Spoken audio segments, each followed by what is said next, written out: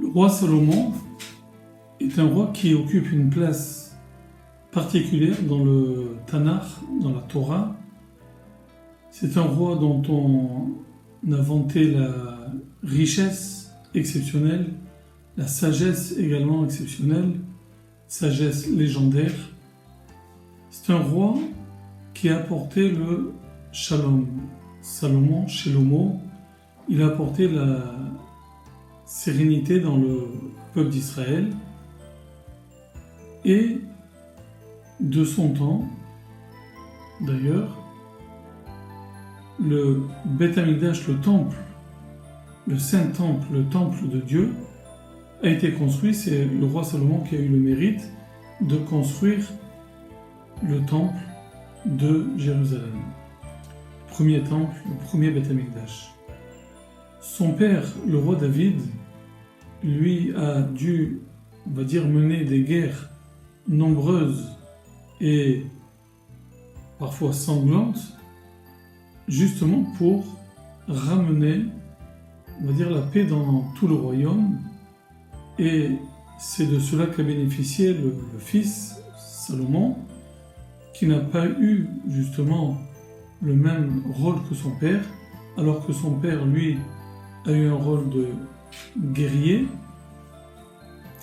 Le roi Salomon, lui, a eu un rôle de bâtisseur finalement, sans quand même oublier que les deux, que ce soit David ou Salomon, sont comptés parmi les grands prophètes d'Israël.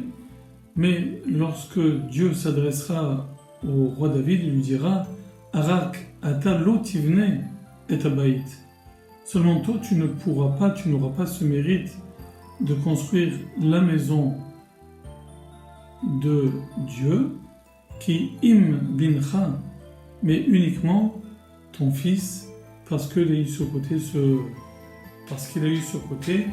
on va dire, pacifique, et il ne convenait qu'à un homme de paix de construire cet endroit de saint, qui est le temple de Jérusalem, un endroit d'ailleurs où devait régner également la paix. On raconte que lorsque la construction du temple a été terminée au bout de 7 ans, le roi Salomon a voulu inaugurer le temple. Et qu'est-ce qu'il a fait? Il ne manquait dans le temple de Jérusalem uniquement les louchot, les tables de la loi. En fait, ce qu'il y avait de plus sacré dans le peuple d'Israël, les tables de la loi qui devaient reposer dans le Aaron, dans l'armoire sainte, Aaron Abrit. Et donc, lorsque le roi Salomon a voulu entrer dans le Kodesh HaKodashim, eh bien, il s'est heurté à un problème de taille. Les portes ne voulaient pas s'ouvrir. Elles sont restées, nous dit le Talmud, Davku Sha'arim Ze la Ze. Elles sont restées collées. Qu'a fait le roi Salomon? Il s'est mis bien sûr à prier. Et on dit qu'il a prononcé 24 chants, 24 prières. Et au bout de ces 24 prières, les portes sont restées, on va dire, de marbre, puisqu'elles étaient en bois, mais elles sont restées scellées, fermées. Le roi Salomon s'est alors adressé directement aux portes. Il leur a dit « Seou she'arim ve'yavo melech hakavod » Ouvrez-vous, portes. Seou she'arim rachechem, soulevez-vous. Ve'yavo, et que puisse entrer Melech HaKavod, le roi de gloire. Les portes ont pensé que le roi Salomon s'était donné ce titre de roi de gloire. Et elles ont crié, elles ont dit Mi ze Melech HaKavod. C'est la suite du psaume. Qui est ce Melech HaKavod? Qui est ce roi de gloire? Et là, le roi Salomon, qui a sûrement compris l'ambiguïté, a vite répondu, leur a dit Hashem Tsevaot, Hu Melech HaKavod. C'est le Dieu Tsevaot qui est le roi de gloire. Et à ce moment-là, les portes se sont quand même calmées, mais elles ne s'ouvraient pas pour autant, elles sont restées fermées. Et à ce moment-là, en troisième tentative, le roi Salomon a dit, s'est adressé à Dieu, il y a dit, ne me repousse pas, Al Tachel Pele Meshrecha, Zochara, Chasde David Abdecha, souviens-toi des bontés, du bien qu'a fait le roi David.